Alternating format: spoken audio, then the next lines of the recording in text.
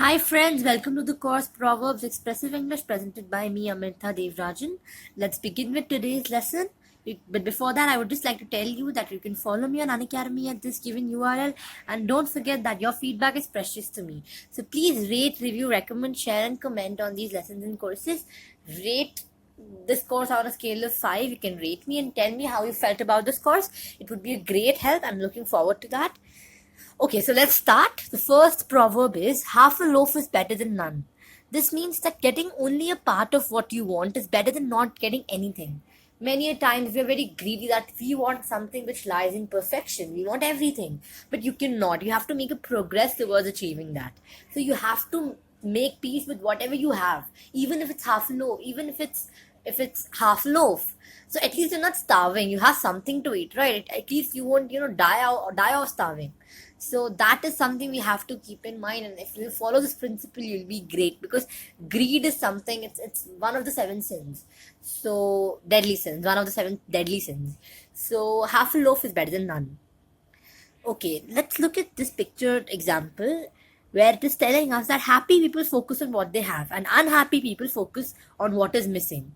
So you see, he just has a little slice and he's very happy with it. And he has a whole cake and a slice of it is missing, and he's still, crying about it and being sad about this. This is not the attitude we should follow in life. So let's look at this example.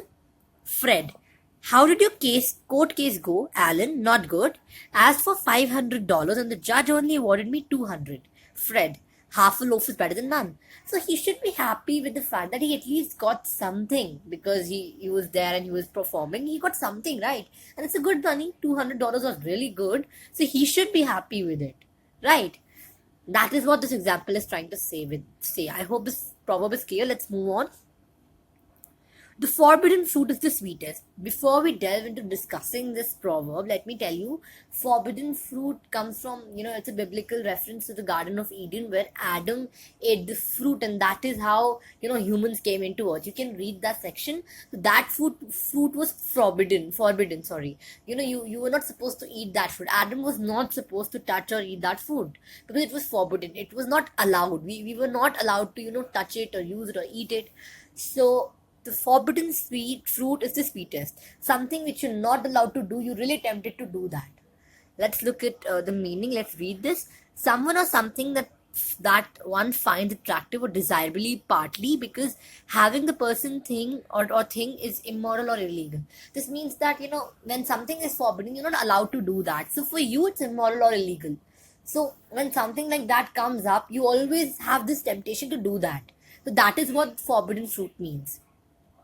If you look at this picture, this apple is looking very very, it's tempting. So we want to eat it, but remember that this is the forbidden fruit. I mean, symbolically speaking, this is the forbidden fruit. You are not supposed to eat it. Let's look at this example. The boy watches that program only when his parents are out. It's forbidden fruit because he's not allowed to watch TV. So for him, it's heaven. So whenever the parents are out, his parents are out, he sits and watches TV and relaxes and he loves it. It's the forbidden fruit. What if they come? He'll be scolded. Let's move on. So before moving on, for him that watching TV, that forbidden fruit is the sweetest. It's a big thing to watch TV and brag about it because it's for him it's the greatest thing to do. Moving on.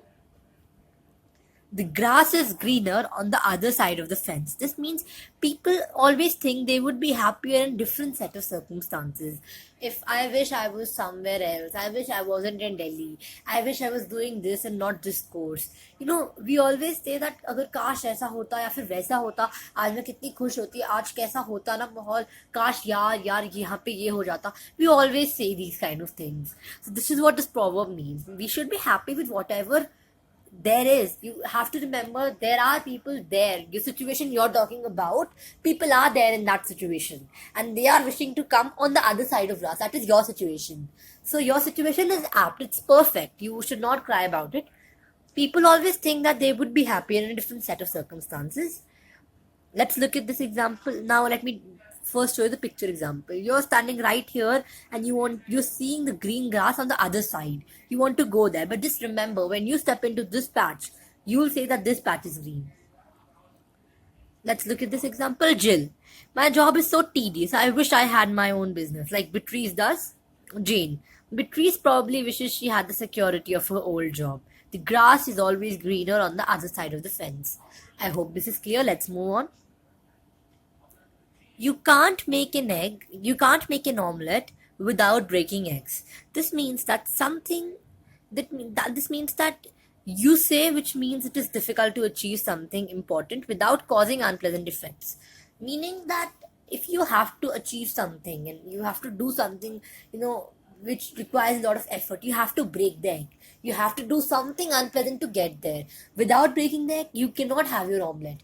So for something desirable, something tasty, something really good, you have to make the effort to break the egg. You have to face the circumstances. I mean, not circumstances. Breaking is not associated with good things, right?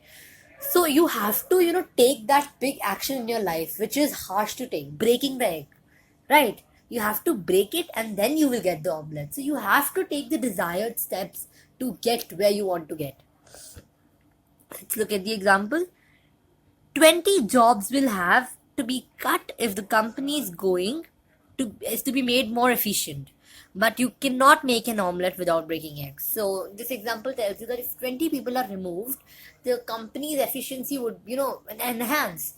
But you have to remove 20 people first, which is difficult. If I come and tell you that now you have to, I'm firing you, you're unemployed now. That it's really hard firing 20 people, thinking about their emotional needs, their needs, their personal needs, and whatever situation they might land into. We cannot consider that. It's unpleasant to fire someone. But what to do? You cannot make an omelette without breaking eggs. Once you're into this business thing, you have to focus on the profit. Your only aim should be profit maximization. You have to do these things. So you have to break the eggs in order to make an omelette. Let's move on. But yeah, I'm sorry, I didn't show you this picture. It's interesting. This hen is thinking whether the chicken came first or the omelette. And then it says a proverb, you cannot make an omelette without breaking eggs. So it realizes, okay, so you have to break the egg to make an omelette. So yeah, so I think egg came first. Egg came first. Let me just tell you, this is just a different version of the thing when the question whether chicken came first or egg came first. So yeah, it's just modified. Let's move on. A creaking gate hangs longest. This means that sickly people often live longer than healthy ones. You don't have to completely believe in it. I mean, yeah, often this happens. This is an observation made on life. And sickly people doesn't really refer to the people who are ailing, who are sick, physically sick. You can also talk about people who are annoying, people who you do not like, and they're always in your life. They come at every point in your life, at every junction in your life. They fail to go away. So, a creaking gate always hangs longest. Let's look at this example. Jill. I'm worried that my grandmother may not live much longer. She's been sick for so many years. Jane.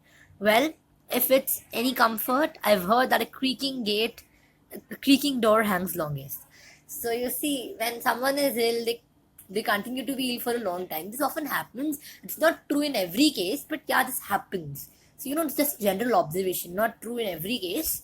And creaking, I hope I hope you know the meaning of creaking when the door makes a squeaking and a very irritating noise. So that is what creaking means. So creaking gate, a sickly person, he can be physically sick or he can be sick in the sense that he's annoying.